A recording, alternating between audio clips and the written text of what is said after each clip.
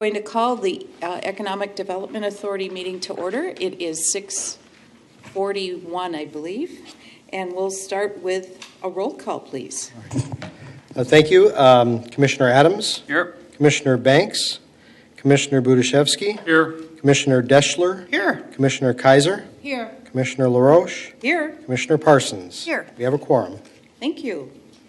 All right, first item here is approval of minutes. Anyone have a chance to read or would like to make a motion to approve? John? So moved. Thank you. I will second.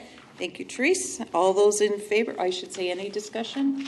Okay, all those in favor say aye. Aye. Opposed? And that motion carries. Next, item number 4, we'll consider tentative acceptance of a builder proposal for 5417 35th Avenue North. Mr. Sutter. All right. Thank you, President LaRoche, Commissioners. This is a lot that we talked about, I think, just a couple of meetings ago in a work session, I believe. Might have been a council work session. But we did put this property out for proposals, and we did receive only one proposal, which isn't surprising given the challenges with this lot. The proposal is from Elin Markle Group, who most recently completed a house on one of our surplus property lots at 2949 Yukon Avenue North. And they have also built some on Douglas Drive in the Galkey Pond Homes development in the 3900 block. Now, this is the location of the property. It's sort of behind Cub in that neighborhood on 35th Avenue, just east of Highway 100.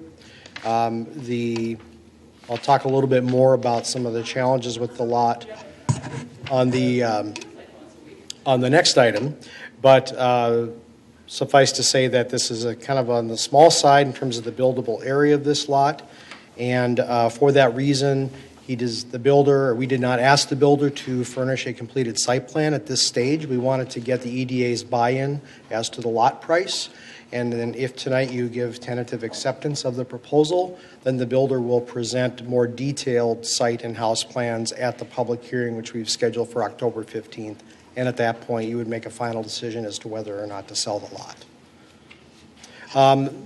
I've mentioned the water main. I'll talk a bit more about that in the next item. The lot also has poor soils. The depth varies, but it's as much as 15 feet, depending on what spot in the lot we're talking about. And so tonight we are asking that you tentatively accept a proposal from Elin Markle Group to purchase this lot for $28,000. And then we would, again, have the public hearing on October 15th, and you would make a final decision at that time. And I'd be happy to answer any questions that you may have. Okay, John.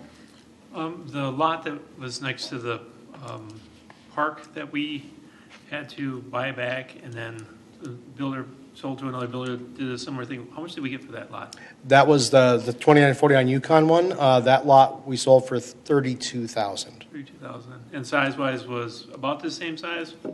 That was a nicer lot in a lot of different ways. Sure. It was The soils were at least as challenging there. So I think the price difference between the $32,000 for that lot and the $28,000 for this one, the market's a little stronger now than it was at the beginning of 2019, so prices have gone up a little bit. Also, the builder has more experience dealing with helical piers, so there's more confidence there. I think that the price point at which he'd be selling this house will be lower, and so it'll be an easier sale for the builder. So that's why the spread in the lot prices isn't that great, even though I think the quality of the location was much better at that lot at 2949 Yukon. Question. John, I know we had talked about the home next door to this property, that there were some issues with leveling and foundation shifting and that. Any word from them, or as of now they're content to stay there? No plans to sell? If I recall correctly, the direction we had, well, there's no indication that they want to sell, and that we were just going to proceed with the sale of this lot as is and not even entertain the idea of waiting. Okay. The home certainly is not in a tear-down condition today, Right. from what we can see on the outside. So we know right now there is no realistic option for purchasing and tearing it down. We would have been waiting for that future event if the foundation fails. And then if I recall, the determination was we should just go ahead and get our lot sold. The key here, and part of the reason for that was, while this lot is more constricted the way it is in a buildable form, and we would have to spend a fair amount of money to move the lot line anyway, and we wouldn't necessarily get that money back with a higher lot price. Because so much of the value of any residential lot is in the ability to build a house on it, and it just varies a little bit based on the size of the lot, the width of the lot, things like that. So I think that was the rationale for proceeding as is. John? Just one last question. How long have we had this lot, maintained this lot? It's been a long time. Yes, I believe we purchased it from MnDOT in 2010, something like that. Okay. So, yeah, 9 years. Any other thoughts, comments? Julie? No, I'll just make a motion that we consider a tentative acceptance of a builder proposal for 5417 35th Avenue North. Okay. And Olga? I'll second that. Thank you. All right, all those in favor say aye. Aye. Opposed? Motion carries. Next, item 5, we'll consider authorizing a declaration of drainage and utility easements at 5417 35th Avenue North. And again, Mr. Sutter. Okay, thank you again.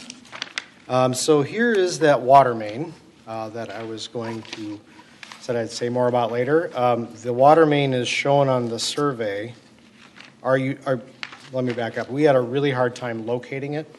Our utilities crew went out there, thanks to Mark and Randy Klepper. They went out there and used the vac truck to basically suck the soil away to find the thing, because we didn't know exactly where it was. So that was step 1. Step 2, we had our surveyor go out there and mark up and then draft up a legal description for an easement that would extend 10 feet east of where the main actually is.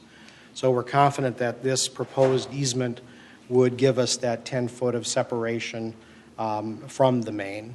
So they will not be able to build any any part of any building, which should include overhangs and footings and things like that, into this easement area. And the builder is aware of this. So what we're asking for you to do tonight is to authorize the dedication of that easement to protect that water main for the foreseeable future. Sounds good. Any questions? Comments? Oh, please. The water main is in good shape at this point, though? It's ductile iron, and it was installed in around 2000, 2001, sometime around there when the Highway 100 project in that area was built. So it is not quite 20 years old. And Mark, we don't know on ductile iron is my understanding, because it hasn't been in the ground long enough, that type of pipe, to really know. But the anticipated life there's a lot of life left in it. Fair? Okay. Any other questions, comments, motions? Jim? I'll make a motion that we authorize the declaration of drainage and utility easement at 5417 35th Avenue North. Okay, thank you. John? Second the motion. Great. Any other discussion? All those in favor say aye. Aye. And opposed? Okay, motion carries. Thank you. Item 6, consider resolution adopting a proposed 2020 budget and property tax levy and requesting city council approval. Madam President, I'll be very brief on this because the council members and EDA have talked about this for quite some time. But in a nutshell, for the public, our EDA levy increase is a 2% levy increase, which is consistent with the long-term plan that has been reviewed by the city council. The cash balance you see here drops significantly between 2018 and 2019. That is not because we're spending that much money on operations. That is because of approximately $1.2 million transfer from the EDA fund to the Park Improvement Fund for a portion of the cost of the Becker Park project. So the expenditures line here in the middle, represents basically operational and minor capital costs, apart from the large Becker Park transfer. So we're going to continue in 2020 to expand our beautification efforts beyond the Bass Lake Road area, which is where we've been focused recently. And we hope to rebuild that cash balance a little bit by continuing to sell the properties that the EDA still has, or some of them anyway. And then finally, there are home improvement grants that are not, where the homeowners aren't eligible because of where the homes are located outside the redevelopment project area. We have to fund those out of the EDA fund instead of the housing TIF district that we have. So we are asking you to adopt the resolution to adopt the 2020 budget and the preliminary 2020 levy. Thank you. I have a quick question for our listening audience or watching audience. The sale of the property that we just passed, for example, that $28,000 would go back into our fund, correct? Yes, that is correct. That would go into the fund balance. It's not accounted for in the figures on the screen, but that's an example of the kind of property sale that does help to slightly, to rebuild the fund balance a little bit. Absolutely. Great. Thank you. Any other questions or comments? Motions? John?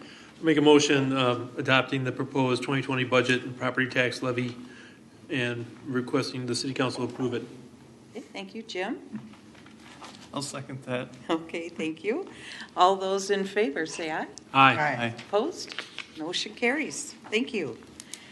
And next on the agenda is item 7, an informational item, proposed city flag banners. And Mr. Sutter. Thank you again. This is something we talked about at the work program discussion back in April, and we're finally getting around to getting this done.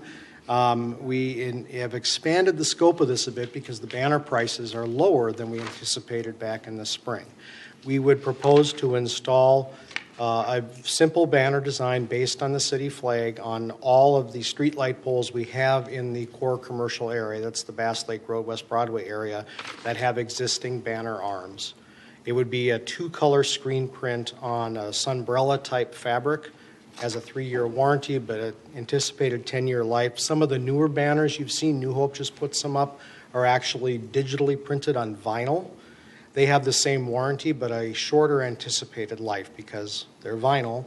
It's Minnesota. It gets cold in the winter, and we all know what happens to vinyl in cold, windy weather. So we actually think that a more traditional, high-quality marine canvas is the best approach. Plus, that allows us to screen print it, and we think this would be a nice design, and it would provide branding for the community.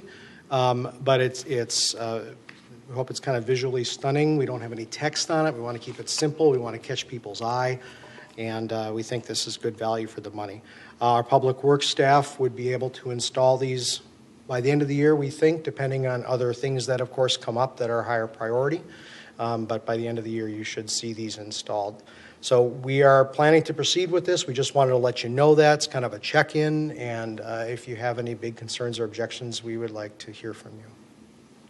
Quick question, John. How did that happen that you found the lower price? I think that's great. Well, it's an example of when you do a cursory internet search versus getting an actual quote. Sometimes the internet search is worse. Yeah. Usually it doesn't work out that way, but the actual quote came in a lot lower. We were pleasantly surprised. That's great. Fantastic. Any other questions?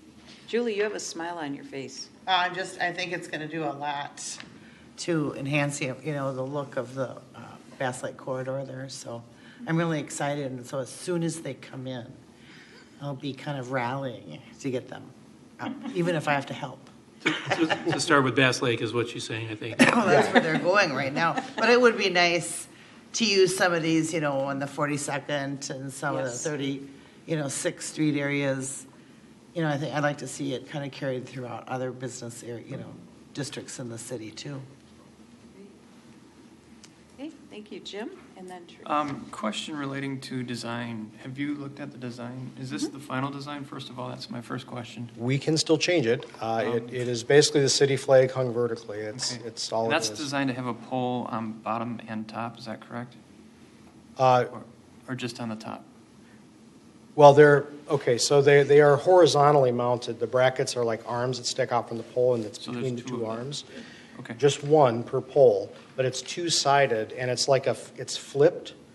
These should be mostly opaque, but if there is any transparency to them, the images will reinforce each other. So if you drive from the other direction, the The swoop will be pointing the other way. Got it. The idea is if you drive down the road, the swoop always points down and out, so it sort of frames the roadway. So they're two-sided, one banner per streetlight. Jim, were you asking about the blue space above the swoop area? Yes. I'm sorry. Say, is that going to be folded over and sewn? Oh. So the, Yeah, that's the loop for the bar to go. Yeah. Yeah. right, so visually, when you see the top of the flag at the top of the arm, you're going to see that stripe or that swoop. You're not going to see the blue? You might see a little of that, but it will be less than is shown here. Right. You'll see the flag it's like a frame for the flag.